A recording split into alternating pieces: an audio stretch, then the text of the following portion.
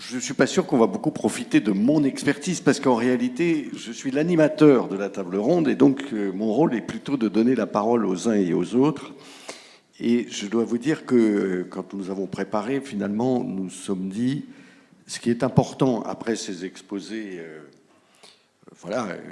pédagogiques, c'est que nous, praticiens, nous fassions part des difficultés qu'on a pu rencontrer à l'occasion de tel ou tel montage.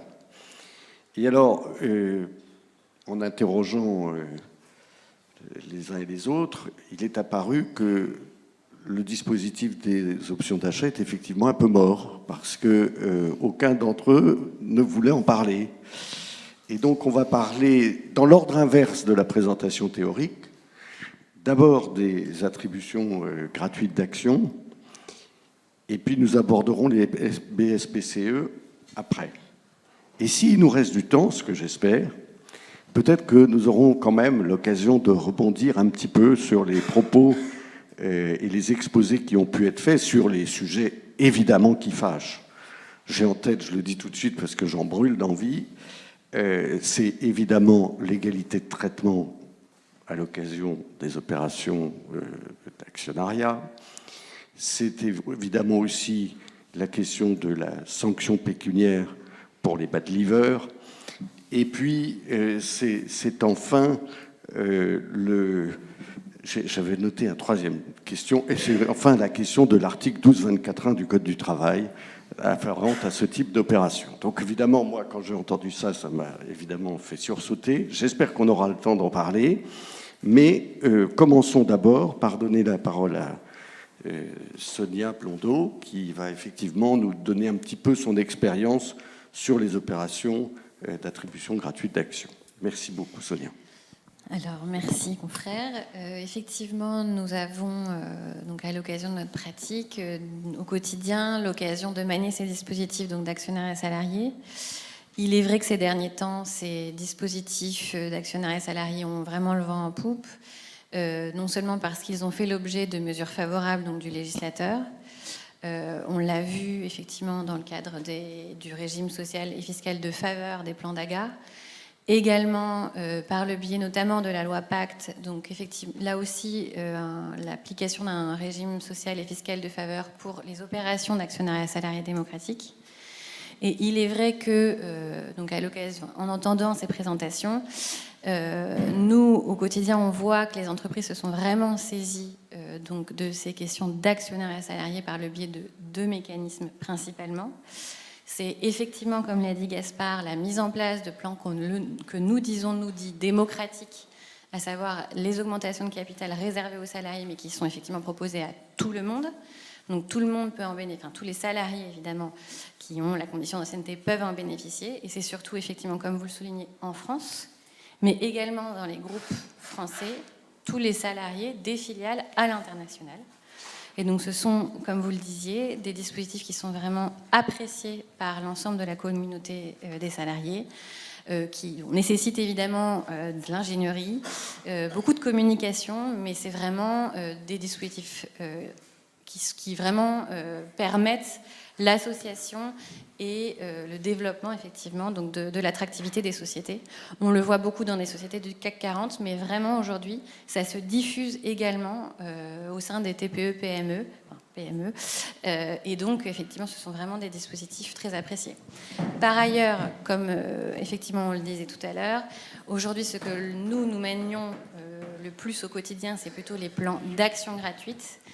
Et comme l'a souligné ma consoeur tout à l'heure, on manie nous plus au quotidien des plans d'action gratuite dits sélectifs et non pas des plans d'action gratuite démocratiques qui ne sont pas forcément bien connus ou bien maîtrisés par les entreprises.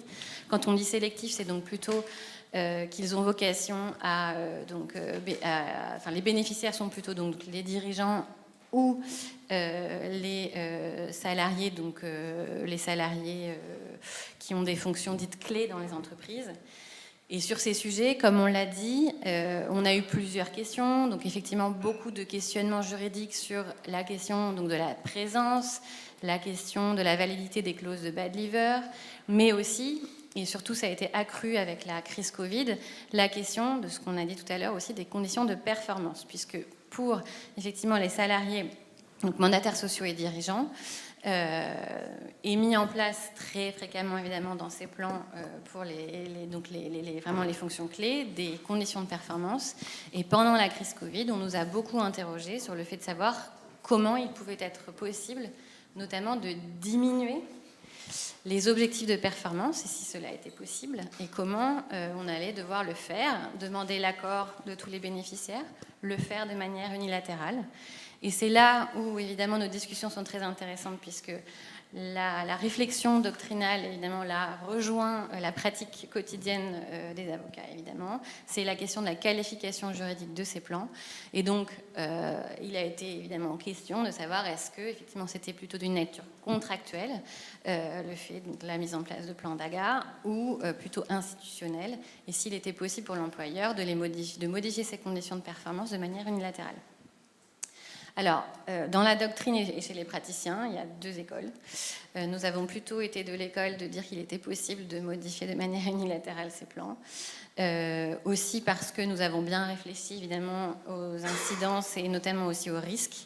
Et dans la mesure où il s'agissait là de rendre plus facile, mais sans que ce soit évidemment automatique, mais rendre plus facile de remplir les conditions de performance, évidemment, on a estimé que le risque juridique de contestation était quand même moindre et qu'il était tout à fait possible, on pouvait envisager effectivement la modification de ces conditions de performance de manière unilatérale. Oui, mais là, effectivement, c'est à raison des conséquences. Effectivement, à partir du moment où c'était pour faciliter l'accès aux actions, c'était probablement une réponse très sage. Le bon conseil. Mais vous auriez dit la même chose si c'était agi de la situation inverse, c'est-à-dire rendre plus difficile les conditions de performance ? Alors, avec notamment notre conseil scientifique, qui est peut-être dans la salle ici présent, nous avons donc réfléchi très, très longuement sur ces questions. Et nous avons plutôt, défendu effectivement, mais juridiquement évidemment, argument à l'appui, donc la thèse plutôt institutionnelle que contractuelle de ces plans. Et donc nous considérons que l'employeur effectivement a la possibilité de manière unilatérale, pendant la période d'acquisition, de modifier les conditions de performance. Donc évidemment avec un risque juridique beaucoup plus important. Est-ce que vous croyez vraiment que la question qui se pose, c'est de savoir, c'est de faire le choix entre cette analyse contractuelle ou institutionnelle ? Parce que si c'est un engagement unilatéral, je ne vois pas pourquoi ce serait plus facile à déboucler sur un engagement unilatéral à durée déterminée. Bien sûr. Non, excusez-moi, je pose des questions qui me viennent à l'esprit quand... Vous avez les bonnes questions, et effectivement, on s'est posé les mêmes questions. De toute façon, cette question n'a pas encore malheureusement été tranchée par la Cour de cassation. On n'a pas eu de décision sur ce sujet-là, en particulier des plans d'action gratuits. Des plans d'attribution gratuite d'action. Mais effectivement, en tout cas au cas particulier de la crise Covid, ça a été la position que nous avons retenue. Disons que, en tout cas c'est ma perception des choses, je ne prétends pas, comme il n'y a pas de jurisprudence, je ne prétends pas, et c'est vrai que si c'est pour assouplir les conditions de performance, je pense qu'on doit pouvoir y arriver, mais alors je sais bien que même quand on modifie le contrat in meio, il faut toujours l'acceptation du salarié, mais enfin... Le risque que le salarié, une fois qu'il a les conditions in meio, vienne dire « mais vous auriez dû me demander mon accord pour améliorer la situation », il n'est pas très élevé, disons. Mais en revanche, dans l'autre sens, je pense que... Moi, je ne sais pas si c'est contractuel ou unilatéral, mais je me dis que ce soit unilatéral ou contractuel, je ne suis pas sûr que je puisse le modifier. Tout à fait. Donc, premier retour d'expérience, et sinon, second retour d'expérience, c'est un petit peu pour faire le lien entre ce que vous avez dit tout à l'heure et également la présentation de ce matin, c'est qu'effectivement, vous avez accès, et c'est bien normal, sur l'attribution d'actions aux salariés, mais il est vrai que nous avons aussi, été confrontés à une autre question, à savoir l'attribution gratuite d'actions à des mandataires sociaux, et notamment dans les sociétés cotées. On a aujourd'hui des règles qui sont spécifiques, qui sont prévues par le Code de commerce. Et c'est là où on peut voir un petit peu une sorte de théorie du ruissellement, à savoir que lorsque l'on octroie à un mandataire social d'une société cotée des actions gratuites, il est obligatoire, pour bénéficier notamment du régime social et fiscal de faveur, d'agir sur la communauté et donc d'agir sur l'ensemble des salariés. Et le Code de commerce donc, nous permet de le faire de plusieurs manières, soit donc d'attribuer de manière collective des actions gratuites, ou alors de mettre en place des dispositifs d'épargne salariale, ou dans les sociétés où ils existent déjà, d'améliorer ces dispositifs existants d'épargne salariale. Et nous, on a été interrogés par notamment 2 grands groupes du CAC 40 sur cette question en particulier, de savoir aujourd'hui, donc c'est le lien aussi donc avec ces différents éléments de rémunération, donc effectivement là on part d'actions gratuites à des mandataires, mais c'est vraiment pour montrer que finalement tout est lié dans les éléments de rémunération. On nous a demandé, mais comment est-ce que, si on va sur l'amélioration des dispositifs d'épargne salariale, comment on fait ? Notamment l'amélioration des dispositifs d'intéressement, alors même que l'on sait, et je sais bien que vous l'avez vu ce matin, qu'on a le critère de l'aléa, qui normalement doit être respecté. Donc si jamais j'ai un contrôle URSSAF, comment en même temps je peux prouver pour sauver mon régime social et fiscal pour les actions que j'ai attribuées à mes mandataires sociaux, comment je peux prouver que pour les salariés, j'ai amélioré les dispositifs d'intéressement existants, mais que j'ai également respecté le caractère aléatoire de ces dispositifs. Et donc, cette question nous a occupés aussi pas mal et est très intéressante parce que c'est vraiment la question de quand on doit améliorer un dispositif d'intéressement, qu'est-ce qu'on améliore ? Le montant possible distribuable, est-ce que c'est vraiment le montant qui est distribué in fine aux salariés ? Et toutes ces questions, aujourd'hui, on les a traitées, on y a répondu évidemment, mais il n'y a pas non plus de réponse de la jurisprudence. Donc, on espère évidemment et on est certain d'y avoir bien répondu.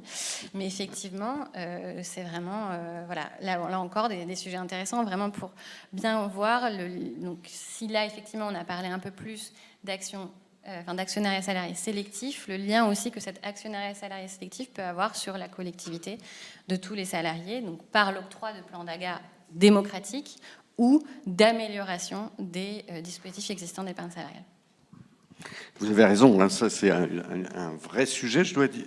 Quand on attribue des actions gratuites aux mandataires sociaux dans les grands groupes, et qu'on doit effectivement vérifier le ruissellement dans l'ensemble des filiales. C'est un gros chantier. C'est vrai que moi, je n'avais pas eu l'idée, en tout cas, de me dire, si je modifie la formule d'intéressement, est-ce que je vais pouvoir m'en prévaloir pour dire que c'est une amélioration. J'avais plutôt pensé au supplément d'intéressement ou à mettre l'intéressement qui n'existe pas, ou peut-être de faire une formule dérogatoire plus favorable de participation. Nos clients ne voulaient pas aller en tout cas. Mais c'est vrai que se servir de la formule d'intéressement qui, par hypothèse, est aléatoire pour dire qu'elle est meilleure, c'est sûrement une question effectivement très intéressante. Alors, ce que je vous propose, parce que malgré tout, le temps tourne et il faut quand même que chacune d'entre vous ait l'occasion de prendre la parole, je propose que Pauline nous parle de son expérience des BSPCE. Merci beaucoup. Déjà, mon expérience des BSPCE, ce qu'il faut bien avoir en tête, c'est qu'on est sur un marché qui est non coté. Et moi, toute mon expérience, en fait, c'est lié au problème de liquidité. Parce que ce que vous disiez, Madame le Professeur, c'est que, en fait, le mécanisme, c'est d'avoir un bon, mais au moment de l'émission du bon, on n'a pas d'action, le salarié n'a pas d'action, il a juste un droit à exercer son action.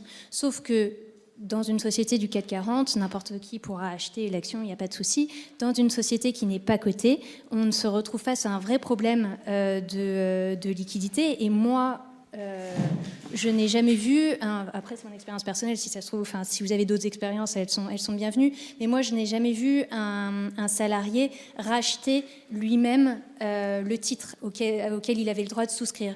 Moi, mon expérience, parce qu'en fait, il faut racheter, donc ça suppose de décaisser un prix, et un salarié pas forcément envie de décaisser un prix pour acquérir les actions. Moi, mon expérience, c'est plus souvent qu'une société ou un fonds d'investissement vient racheter ces actions-là. Et alors, quand on est dans le cadre qu'évoquait Gaspard avec Thales qui vient vous racheter, formidable, là, on a un gain, c'est sûr. Maintenant, il y a bien souvent le cas des prises de participation minoritaires où là, on a des fondateurs, des salariés premier cercle, deuxième cercle qui ont des BSPCE, mais on a une prise de participation qui ne porte pas sur la totalité du capital de la société. Donc, ça veut dire que tout le monde ne pourra pas, alors tout le monde pourra exercer, mais tout le monde ne pourra pas bénéficier de cette prise de participation et du rachat des actions par l'intermédiaire du fonds. Moi, mon expérience comme ça, c'est que c'est quelque chose qui est très contractuel. En fait, l'allocation du prix que l'investisseur vient apporter dans l'entreprise, c'est pas les salariés évidemment qui le décident, c'est le fondateur et l'investisseur. Donc on se retrouve en fait avec, déjà il faut avoir un investisseur parce que dans les startups, tout le monde n'est pas Blablacar, Cityscoot. Il faut déjà créer cet événement de liquidité là, avoir des levées de fonds. On en a eu beaucoup dans les 2-3 dernières années, mais là on nous prédit quand même un ralentissement de tout ce qui est LBO, prise de participation. Donc bon, déjà, l'événement de liquidité, il est parfois difficile à créer, à trouver.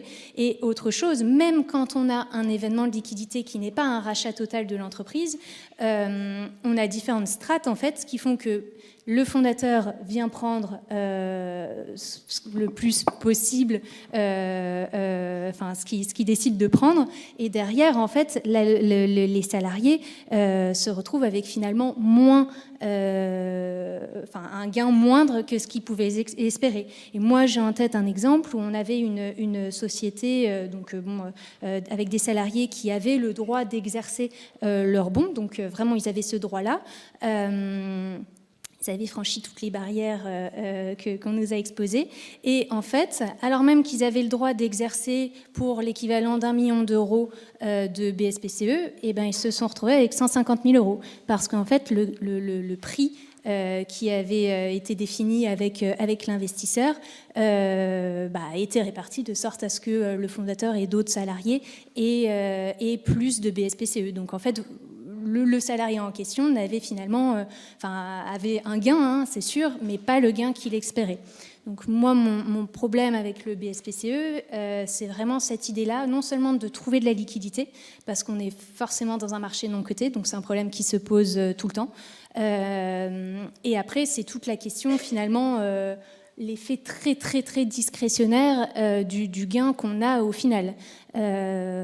Puisque ça dépend finalement de ce qui est décidé avec l'investisseur. Et puis après, on a également toutes les problématiques, comment on signe un pacte, un mini-pacte d'actionnaires, on a après toutes les problématiques du pacte à respecter, avec les obligations de détention, etc.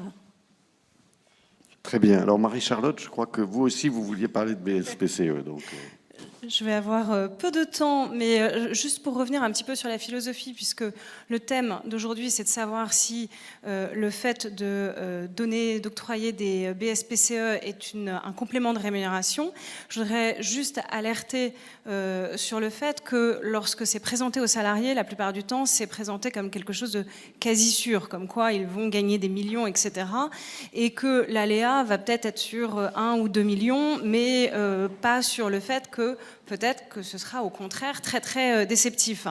Donc je pense qu'il est très important qu'au moment du contrat de travail, lorsqu'on essaye d'attirer des talents, lorsqu'on est une start-up notamment et qu'on n'a pas les moyens de s'aligner sur des rémunérations assez importantes et qu'on veut quand même attirer des profils qui étaient antérieurement bien rémunérés, de leur faire comprendre que les BSPCE, c'est une façon d'aligner l'intérêt de l'actionnaire avec l'intérêt rémunérer des salariés, mais ça n'est pas une garantie de rémunération. Sinon, on en arrive finalement à l'effet contraire. C'est-à-dire que j'ai un exemple en tête où quelqu'un, au moment de la signature de son contrat de travail, s'est vu octroyer 3000, on lui a promis 3000 BSPCE. La valorisation était à 175 €. On lui a dit on peut faire multiplier par 5. Et vous voyez tout de suite, il a fait le calcul qu'il pourrait revendre à 2 100 000, moins l'achat. Donc il se voyait déjà avec un gain de 1,5 million et quelques. Au moment de l'embauche déjà, la start-up est devenue une licorne, donc revalorisation. Finalement, les bons qui lui ont été attribués avaient une valorisation de 230 € au lieu des 175 €. Donc déjà, le gain qu'il pouvait espérer était déjà beaucoup moins importante. Et malheureusement, quelques mois plus tard, à la faveur d'une nouvelle opération sur le capital, nouvelle valorisation, et là, catastrophe, ça tombe à 150 €. Donc moins que la valeur d'octroi des BSPCE. Donc on voit que ça n'est pas une rémunération qui peut être immédiate. Ça veut dire que le salarié, pour que ça devienne quelque chose de, je dirais, enrichissant pour lui, il faut qu'il décaisse, comme le disait Pauline, et qu'il soit patient et qu'il croit en l'entreprise. Donc parfois, ce qui était censé attirer les talents se retourne un petit peu contre la société en disant finalement, le complément de rémunération, ça n'en est pas un, je suis moins bien rémunéré qu'avant, c'est assez... c'est une source de déception. Donc, bien s'assurer que les interlocuteurs RH qui sont parfois un peu mis à l'écart de tous ces processus sont bien au courant de tout cela et puissent les expliquer aux candidats pour éviter des contentieux futurs. Bien, effectivement, c'est très intéressant. Je me demande si la principale difficulté n'est pas liée au fait qu'on a des business plans et que ces business plans, ils sont souvent quand même optimistes. Et comme on vend le BSPCE sur la base du business plan qu'on a fait, effectivement, entre la réalité et le business plan, on avait tiré une ligne en disant on va croître de 10, puis de 25, puis de 50, puis de 100%. Au bout de 4 ans, ça devait être mirifique. Et malheureusement, toutes les entreprises n'ont pas ce type de croissance. Et du coup, effectivement, on n'aboutit pas aux résultats attendus. Je vois que monsieur le professeur Tessier, alors que notre table ronde a été très brève, me fait signe que l'heure est déjà arrivée d'arrêter. Donc, nous n'aborderons pas les sujets que j'avais évoqués. Cela étant, vous pouvez donner la parole peut-être à ceux qui auraient des questions. Bien sûr, bien sûr. Si quelqu'un veut prendre la parole dans la salle...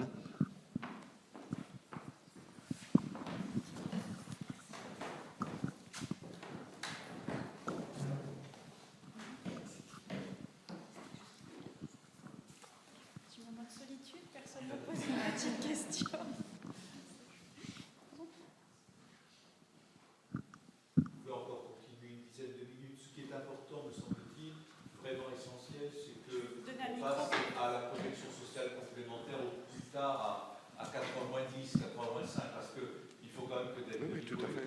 Tout à fait. Oui. Oui, mais à vrai dire, si personne ne veut prendre la parole, il n'y a pas de raison de faire durer pour vous mettre en retard après. Hein. Disons que c'est vrai que cette question d'égalité de traitement, elle est quand même centrale. Et je pense qu'elle crée un peu de confusion, parce que on sait bien en plus comment est défini le principe de l'égalité de traitement, c'est-à-dire, et vous l'avez, je ne sais plus si c'est Lucille ou monsieur le professeur qui avait évoqué cette question de définition de l'égalité de traitement, c'est-à-dire au regard de l'avantage octroyé. Et alors là, tout de suite, on est dans l'effroi, parce que comment peut-on dire que j'ai respecté l'égalité de traitement au regard de l'avantage octroyé, c'est-à-dire au regard d'un dispositif d'actionnariat? Moi, je crois que l'objectif de ces dispositifs, c'était quand même de sortir un peu du droit du travail, de sortir un peu des principes d'égalité de traitement. Et donc, quand on le voit revenir subrepticement, en particulier à l'égard des dispositifs sélectifs, je tremble pour les dispositifs, parce que franchement, je n'ai pas entendu de conseil d'administration ou de dirigeants d'entreprise dire oui, oui, alors quand j'octroie des actions gratuites à un tel, il faut que je fasse très attention à l'égalité de traitement. Je pense qu'on essaye de faire quelque chose qui soit cohérent, bien sûr, mais enfin, dans beaucoup d'entreprises, c'est quelque chose qui est très discrétionnaire. Alors je sais qu'on n'est pas obligé en amont de se justifier, mais enfin après, quand on arrive devant le tribunal, on est toujours gêné s'il y a vraiment des très grandes discordances. Donc ça, c'est vraiment un sujet qui est quand même pas très facile. Et je pense qu'il ne faut pas plonger tous. Alors c'est vrai qu'on est une enceinte de spécialistes du droit du travail, donc on est très, très convaincu qu'il faille appliquer l'égalité de traitement à ces dispositifs-là. Je pense que ça nuit à l'attractivité du dispositif, in fine. Quelques mots du coût de pratique. Moi, j'observe qu'effectivement, c'est pas un sujet qu'on a, l'égalité de traitement, dans la mise en œuvre de ces dispositifs-là. Nous, on communique effectivement à la communauté managériale avec des niveaux moyens de distribution par niveau de responsabilité et avec des marges d'appréciation qui fait de la distribution de ces actions véritablement un outil de management. Et sans que ça me semble soulever de difficultés particulières du point de vue de l'égalité de traitement. Là où on peut avoir des difficultés, bien sûr, c'est à l'occasion de rupture de contrat de travail sur la perte de chance, etc. Ou encore dans les opérations de restructuration, de cession, où le sort, effectivement, ce qu'on appelle les LTI, pardon pour l'anglicisme, et les long term incentives, effectivement, est véritablement un sujet. Mais la question de l'égalité de traitement, de mon point de vue, aujourd'hui, n'est pas une difficulté à laquelle on a à faire face.